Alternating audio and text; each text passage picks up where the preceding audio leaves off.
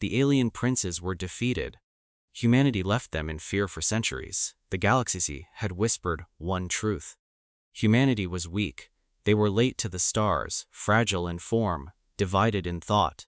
While ancient empires expanded across solar systems, humans were still struggling to unite a single world. Their ships were slower, their weapons less refined, their politics chaotic. To the ruling dynasties of the galaxy, humans were not a threat. They were an afterthought. No one believed that would change. Least of all the princes of Valyrex. The Valyrex Empire was ancient, older than most recorded civilizations. Its reach spanned thousands of systems, its fleets unmatched, its rulers feared.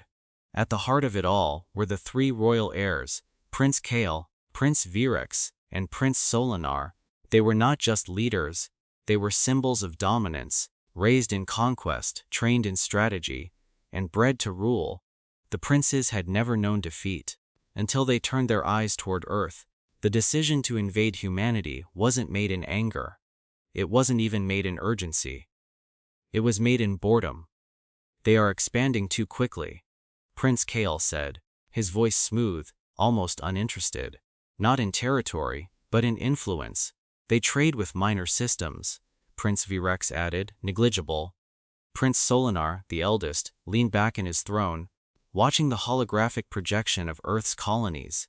They are unpredictable, he said, and unpredictability becomes resistance.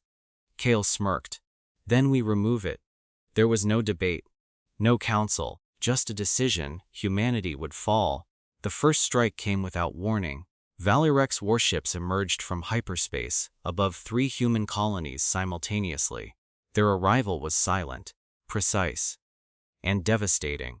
Orbital defenses were dismantled in minutes. Communication arrays were disabled. Entire fleets were reduced to drifting debris before they could even respond. It was a display of overwhelming superiority, exactly as planned. They're retreating, a Valyrex commander reported. Of course they are, Valyrex replied. But they weren't. Not really. Humanity wasn't retreating.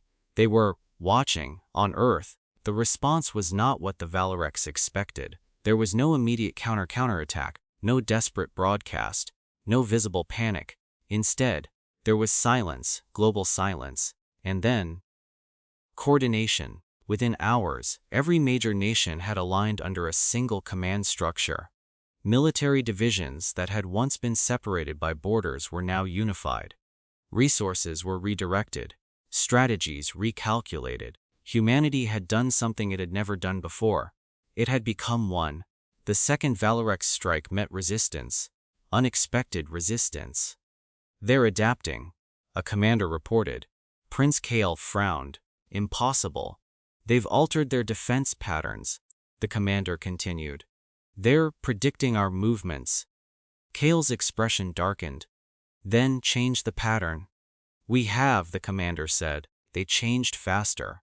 That was the first moment something shifted. Not fear, not yet, but doubt. Human ships began to appear where they weren't expected. They used unconventional routes, modified engines, improvised formations that made no tactical sense, and yet worked. They're not following doctrine, Valyrex observed. Solinar leaned forward. No, he said quietly. They're learning. The third battle changed everything. The Valyrex fleet entered the Helios sector expecting another easy victory. Instead, they found a trap. Human ships emerged from hidden positions, striking from multiple angles. Their weapons weren't stronger, but they were used differently. Targeting systems were disrupted. Communication lines jammed, and then came the maneuver that stunned the Valyrex commanders. Human vessels began sacrificing positioning for proximity, closing distance, forcing combat into close-range engagements. It was reckless, dangerous, illogical, and devastatingly effective. They're fighting like they don't fear loss, a Valyrex officer said. They don't, Solinar replied, for the first time. He sounded uncertain. Weeks passed. The war spread, and the pattern became clear. The more the Valyrex adapted, the faster humanity changed. They abandoned rigid strategy for fluid thinking. They turned weaknesses into unpredictability. They used terrain, timing, and even failure as tools. They're not trying to win every battle, Kale realized. They're trying to exhaust us. Valyrex added. Solinar said nothing, because he had seen something the others hadn't: fear, not in the humans, in his own commanders. The turning point came at the Battle of Orion's Reach. The Valyrex deployed one of their largest fleets, determined to end the conflict decisively. "This ends now," Kale declared. But humanity had other plans. They didn't meet the fleet head-on. They didn't defend, they vanished. For hours, the Valyrex fleet advanced through empty space. No resistance, no targets. Just silence. Then, the darkness moved. Human ships appeared from every direction, not in formation, but in waves. Striking, retreating, reappearing. They attacked supply lines, communication hubs, and isolated vessels. They weren't fighting the fleet. They were dismantling it, piece by piece. "This isn't war," Valyrex said, watching the battle unfold. "This is something else." Solinar finally spoke. "This is survival," he said, "and they're better at it than we are." For the first time in Valyrex history, a retreat was ordered. Back in the Imperial throne chamber, silence hung heavy. The three princes stood before the shattered projection of their once dominant fleet. "This was not supposed to happen," Kale said. "They were weak," Valyrex added. Solinar stared at the display. "No," he said quietly, "they were underestimated." Kale turned sharply. "We are Valyrex. We do not lose to lesser species." Solinar met his gaze. "They are not lesser," he said. "They are different."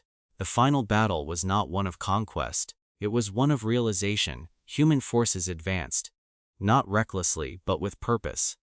They didn't seek to destroy the Valyrex Empire. They sought to end the war. Their message was simple, clear, unavoidable: we will not be ruled.